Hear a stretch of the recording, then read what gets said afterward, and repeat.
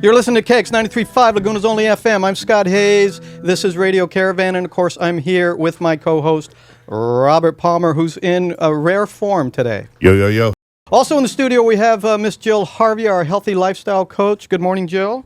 Good morning. And Jill, by the way, is looking... Fetching. Fetching would be the appropriate word. I think so. And I got to believe there's I got to believe there's a reason for this. I got a text or I got a message this morning from a guy I haven't heard from in years, by the way. It seems like years. Maybe Bob Marley? Bob Marley. Did he call? He did. Yeah. He's back. Bizarre, He's yeah. back. Yeah, got you. Okay, thanks. Yeah, man, I call. Right. And it is your birthday today. It is my birthday. So happy Yes, birthday. thank you. 21, Wow. we can go drinking. 21 Yeah, again. fine. Yeah. Again and again. Hey, I hope you're hearing the guitar in the background. April, do we know if we can hear that guitar in the background? Because we've got... we can hear that. I can hear that. That It sounds sounded beautiful, good. too. We have some engaging, interesting, fascinating guests this morning. Two musicians, a guitarist and a keyboardist.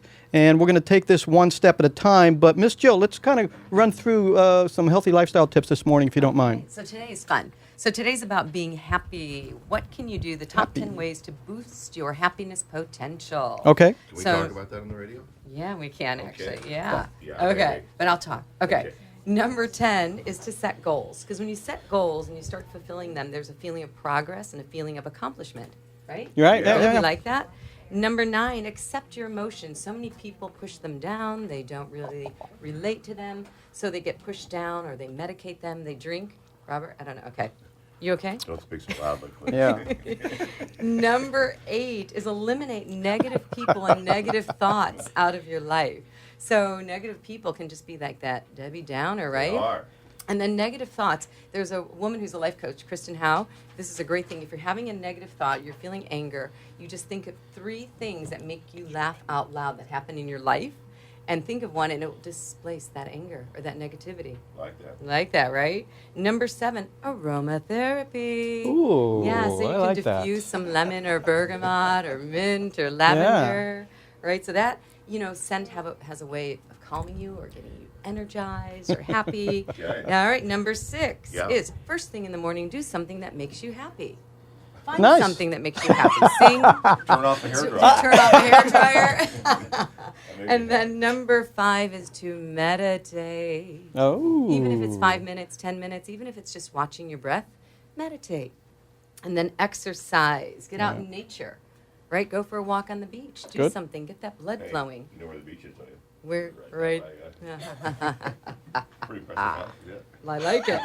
And here's one that's kind What's of wrong with you fitting. today, man? Exciting. You got a lot of something going on. I can't figure out what, but I'm liking it. Go ahead, Jill. Okay, and the other one, this is fitting for today. Play Sure. music. Ooh, Dance with let's it. hear it. Sing Baby. with it. Listen to it. Woo! Nice. Oh my God. Number 2. We're getting to number 1. Number 2 is laugh.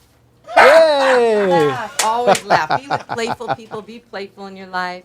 And number 1, have some dark chocolate, some wine, some champagne. Is that number 1, really? Number 1, and it's my birthday. We handle everything from general corporate formation, partnership, real estate.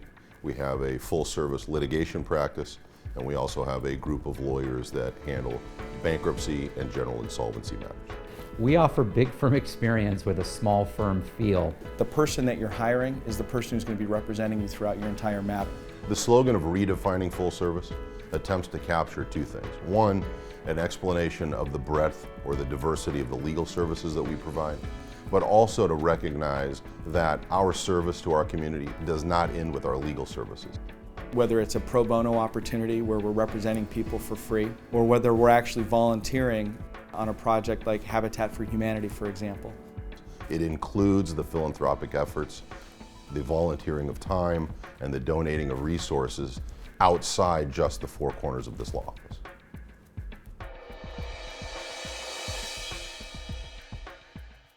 I want to introduce our guest this way. We got all the cameras going, yes. Engineering, we're good to go. Excellent, thumbs up. I'm going to read you a couple of things, Robert, about our guest this morning. Got your text, Laguna, Larry. Keep listening. Oh, good. Yeah. That's nice. He played lead guitar, and you correct me if I'm wrong on any of this, okay? On the debut album for Elton John. Right. He's played lead. Tumbleweed Connection? Before that as well. Oh my Yeah, goodness! the very first one, right? Holy Yeah. smokes! He played lead guitar as a studio musician for Paul McCartney, Mick Jagger, Peter Townsend, Hall & Oates. He's performed on stage in front of hundreds of thousands, is that fair, of people, including a sold-out concerts at Madison Square Garden 7 days in a row. Right.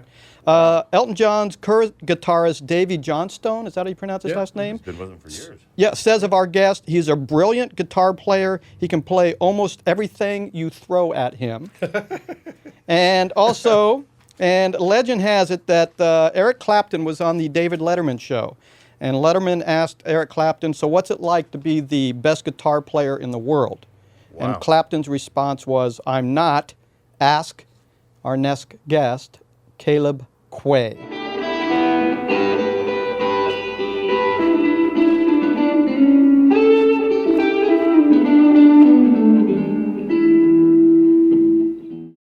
What's it feel like to be the greatest guitar player in the world? Oh man, I mean, it's just. I mean, when that happened, I was just absolutely stunned. I mean, I've known Eric for a long time, and from back in the Cream days, but I was just stunned. I mean, there's so many other guitar players that are far better than I am. you know. But the other guitarists seem to, and the other musicians seem to really respect your talents. How old were you when you sort of, hooked up with Elton John and started that whole process? We knew each other as teenagers, right after high school.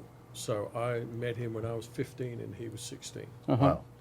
And we struck up a friendship then, and I was actually his first producer. I was working for the Beatles music publishing company, Dick James Music, and I became, Dick James started his own record label, and I became the studio engineer and A&R man for his label when I was 17 years old. Wow. Yeah, and then Elton, who was back then was Reg, stopped by. He was looking for. He was started to write songs and was looking to get signed up, and so he came to to the company and had to audition for me. How funny which is was that? hilarious. How'd the young lad do? Yeah, it was Did he do hilarious. okay? And so I was his first producer and got him and Bernie Taupin the first publishing and recording My God. contracts with Dick Wow. James. Yeah. Can you confirm a story I heard that Yeah. Elton and John are two guys he played with in his early bands, and he loved those names. Original changed his name to Elton John after two of his bandmates. I was instrumental in that. Yeah. Really? Yeah, because we were about to release a single that we'd done,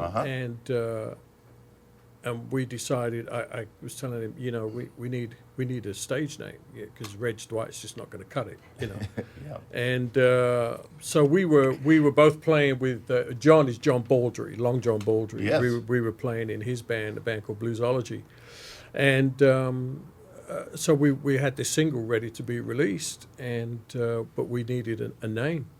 So we were in a bus and scribbling out names, we're racking our brains because we were in a time, jammed for time, And so he said, well, he says, we had a sax player in the band called Elton Dean. And then there was John Baldry. He says, well, I like Elton's name and I like John's name. Wow. He says, what about this John Elton? He'd written down John Elton. And I said, well, you know what? I think Elton John sounds better. So he said, okay, we'll go with that. He should pay you royalties on that, You'd be a rich man today. That would be nice. Yes. How did you become so accomplished on the guitar? I mean, was it just a love affair from the very beginning for you? Yeah, I was born into a musical family. Your father is My father was a professional jazz musician back then, and Cabe K. Cab K Cab K. was his stage name, yeah. And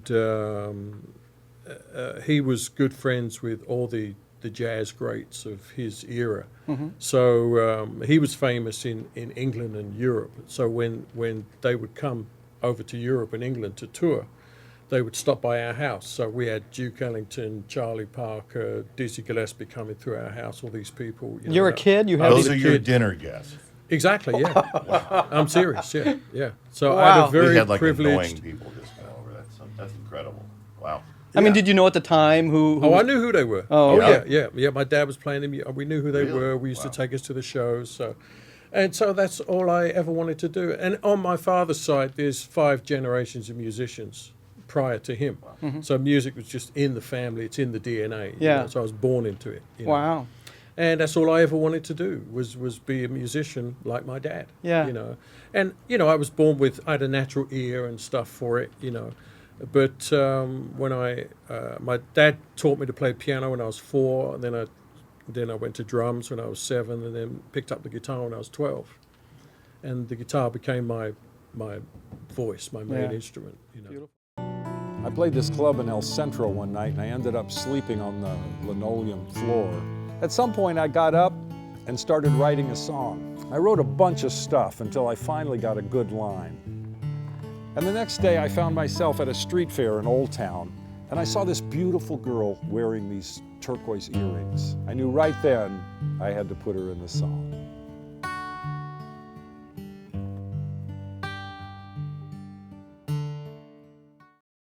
Hi, I'm David Wilhelm, and this is Jimmy's Famous American Tavern. Jimmy's has been called a casual comeback for me. I think that's because most of the restaurants that I developed in the past were white tablecloth, upper-end restaurants. Jimmy's was designed as a place for friends and families to gather and enjoy regional American comfort food in a casual setting. Jimmy's Famous American Tavern, simple and traditional.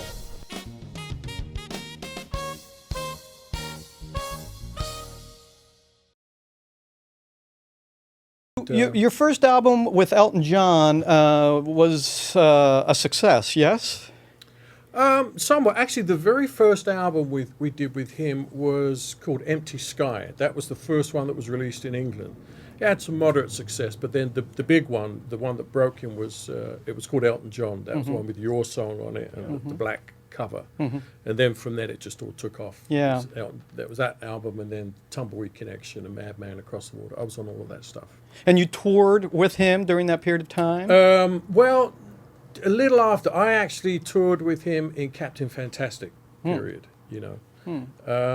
But back then I had my own band, a band called Hookfoot, which actually was the rhythm section for Tumbleweed Connection, a lot of that. And we were friends. And Elton used to, actually in the early days before he had the trio, because we were what you would call stablemates. So my band was signed to we were signed to Dick James's label, you know. So Elton used to come out to Hookfoot gigs and work out his songs with us. We're talking about the trio. How good was Nigel and Dee? Those are some. They're very good. Amazing Excellent. drummer, amazing bass Oh player. yeah, excellent. Yeah. So we were all part of the same Wow. company, same stable. You know, we were all friends. There's a lot of community involved. You know. As a studio musician, when you're in the studio recording with, say, Mick Jagger or Paul McCartney or Hall & Oates, are you allowed a certain amount of flexibility to work out your riffs? Yeah. Absolutely. Absolutely. Yeah, and so you've got your guitar with you, by the way, which is a beautiful Stratocaster. And we've got a little amp on the table here, and engineering-wise, we think we're pretty good to hear this. Is there a little something that kind of demonstrates your skills here you could play for us that we could hear? And April, you let me know if we can hear okay, yeah? Well, speaking of Clapton, let me play a little Clapton tune. Ooh, I'd like that. Change the World. Yeah. Gorgeous song.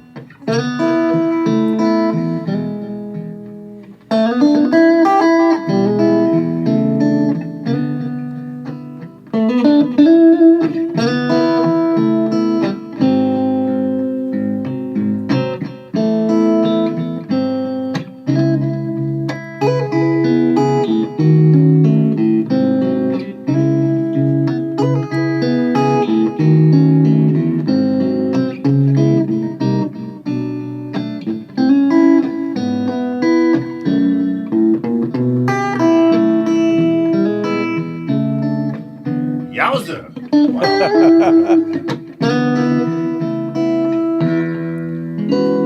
Woo! Beautiful! I had the pleasure one day. I got an airplane. My Eric Yeah, Clapton please. story right after his son died. He put out that beautiful yeah, song. You yeah. Know My Name. It's Yeah, just yeah. stunning.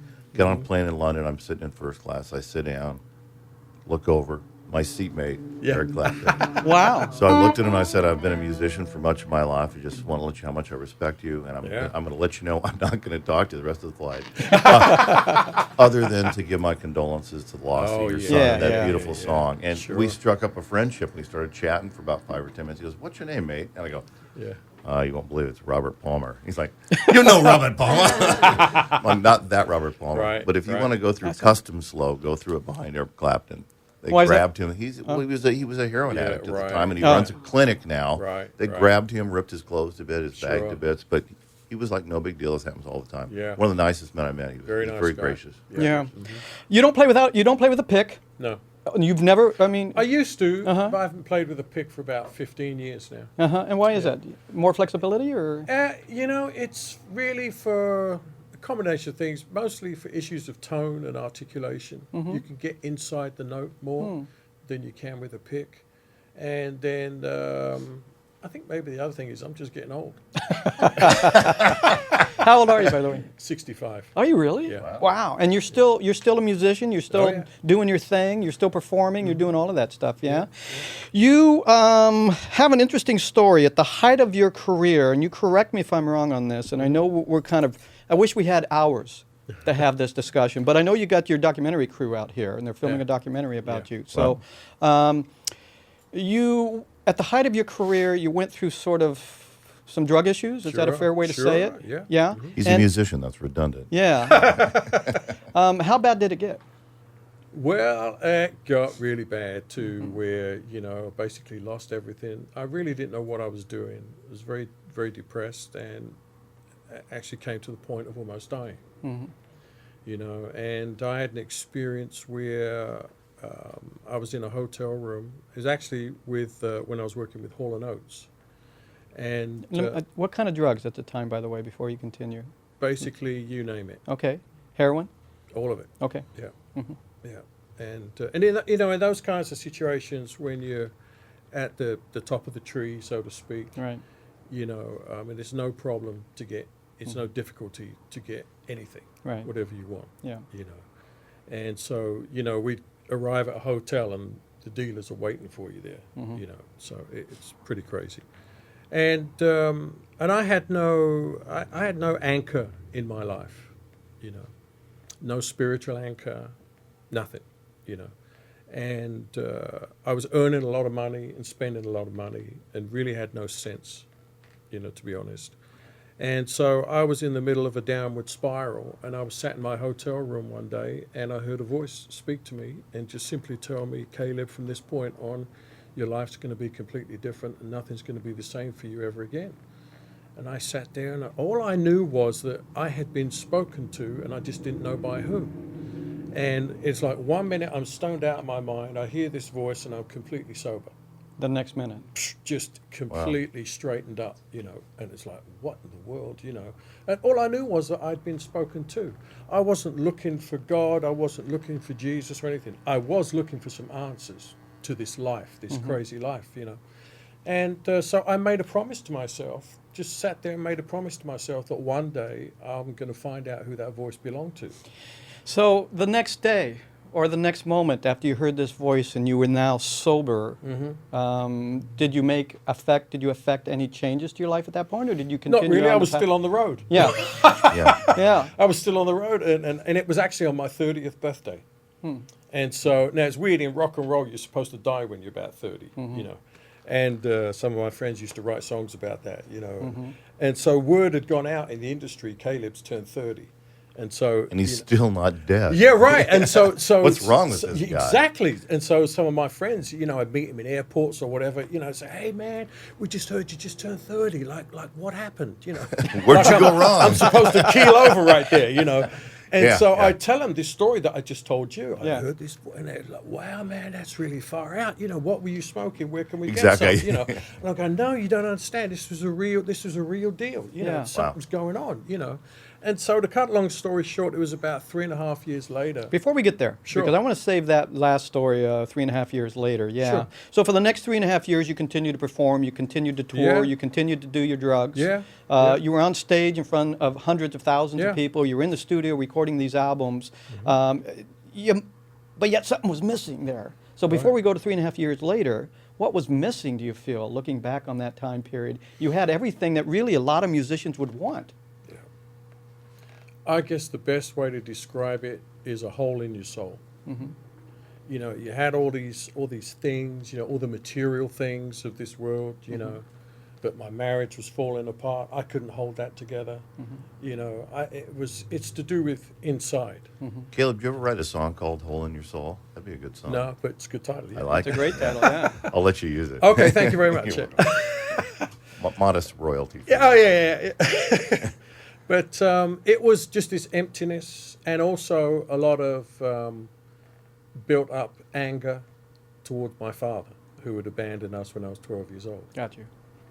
So those are the kind of issues, you know, and in actual fact, you know, a lot of sociological, medical, and psychological studies indicate that a lot of addiction, things like that, are connected with issues to do with either parental or authority figures Right. in your life. You know? Right. And I was a classic case. Did your father see the height of your success? He did, actually. And what Yeah. was his response to that? Oh, he was thrilled. Okay. He was thrilled. Yeah. Yeah. Hmm. You were abandoned by him at 12. Yeah. You were at the height of your career. You were taking all sorts of drugs. Is there another rift from that time period you can kind of play for us? Anything? Do you write songs? Are you a songwriter yourself? Yeah, I do. But the songs I write now today are mostly gospel songs. Okay. You know. But from that period, well, it's a crazy.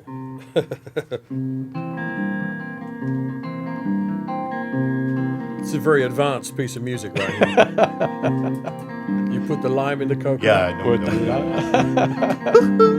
know. So she's laughing. She goes, "Oh, I heard that when I was a kid."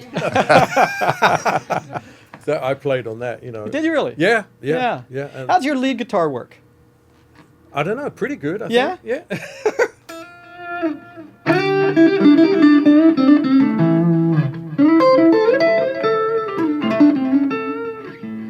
And then there's, of course, this class here.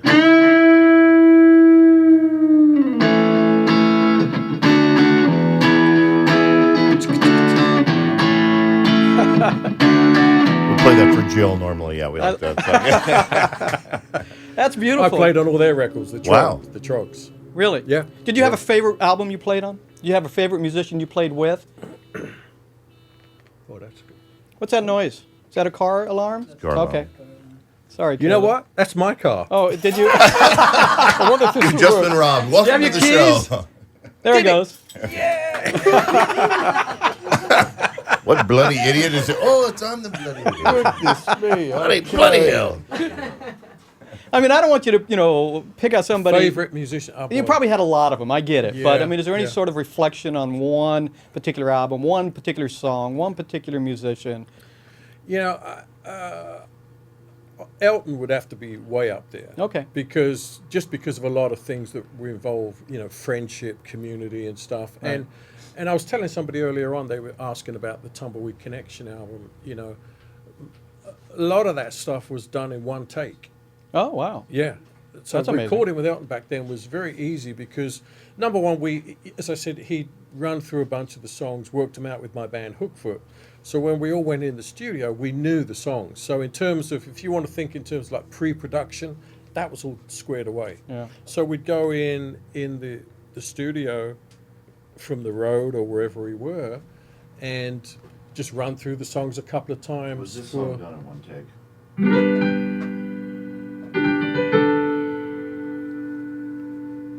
Oh, how about What? this? Pretty much. Yeah. Yeah. Robert stuff showing is off the done. chops there. Little gun shy though. I asked him earlier if he'd do that, but Yeah, he no, wouldn't do that's who I grew up to. That's been my hero my Yeah. whole life. So it's really cool. So you Is that mentioned true? Ballad. You Yeah, mentioned yeah. Tumbleweed Connection. Ballad Yeah. of Well-Known Gun was done in one take. Wow. You know? Were you involved in 1770? One No, of the that was greatest the live trio. albums of all time. That was the trio. That was impressive. Yeah. Mm-hmm. Whose idea was that? This is a live album they did on a radio station. It's, It was a last-minute thing. Yeah. It was a last-minute thing. Extraordinary album. Yeah.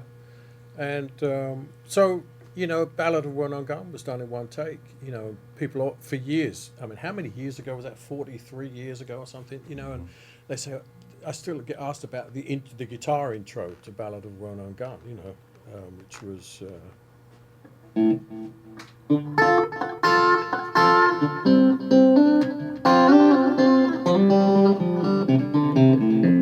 Etc. You know. Yeah, beautiful. Wow. And that was just last minute. You Yeah. know, we were up in the control room. The studio was down here. The control room was up there.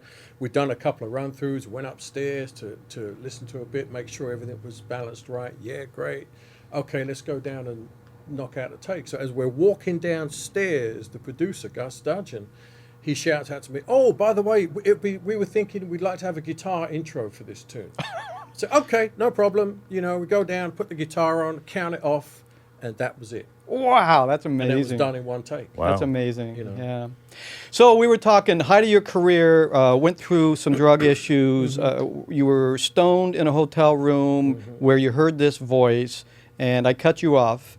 And 3.5 years later, you Right. heard that voice again. Right. You want to share with us that story? Yeah, it was a friend of mine, Chester Thompson, who's The greatest for years- B3 player in the history of the world. Not that Chester Thompson. Oh, damn it! I love that. The Chester drummer Thompson. with Phil Collins in Genesis. He's not bad either. And Weather Report. Yeah. Weather Report was Yeah, a band. yeah, yeah. Stanley Clark was Yeah. out there, Chick Corea. And so we became friends, and Chester and his wife were telling me, you know, they let me know they were Christians and they went to church, you know. I was going, oh, great, just like anybody. That's good for you, man. That's good for you, you know. Whatever floats your boat, you know. And one day, it was on Easter Day, 1982, he called me up in the morning and said, "What are you doing today?" I said, "Not much." And I'd been up all night dealing drugs and going crazy. He said, "Why don't you come to church with us today? It's Easter." I thought, okay, I'll do that. Give it a go. Give it a shot. I've tried everything else. Why not? So I go into this church on the Way in Van Nuys, and it was during the worship time. The same voice that spoke to me in the hotel room speaks to me right there in the church, in the midst of the worship time, and says very clearly, "Caleb, it's time for you to come home to me today because I have a new life for you." And I recognize the voice. I'm going, "Oh, this is Jesus." Wow. You know. And it was on that day that when they gave the invitation at the end of the service, I stood up with my hand raised up and I said, "Lord, if you can take me, if you can do something with me, you got it," you know. So that's when I said yes to Jesus. That's when I turned it over. Did you stop drugs then and there? That happened little day. There's 2 days in the calendar year that are very important to me. One was Easter Day. That was the day I said yes. The other day is 50 days later. It's called Pentecost Sunday. And that's when I got baptized on that day. And I went in the water, a mess, came out brand new. It's called deliverance. I got, you know, God graciously delivered me, set me free from all that. Never. Never had to do rehab. I was a candidate for 12-step, 24, 36, 48-step. Never had to do any of that. Amazing. Yeah. Did you ever write any songs about that experience? Not particularly about that experience. In actual fact, for a while, for about 6 months or something, I stopped playing the guitar. I came out of the industry, just stopped everything, and bought a Bible. And it was like an exchange was going on. It was like God was saying to me, "I want you to put this instrument down for a while. I want you to learn this new instrument." Which was, and for me, reading the Bible, I mean, the words were jumping off the page. It was like music. It was like learning a new instrument, you know. And then shortly after that, I started playing again and just got involved in a lot of music ministry. Beautiful. You're listening to KX 93.5, Laguna's only FM. This is Radio Caravan. We're in the studio this morning with famed, legendary guitarist Caleb Quaye.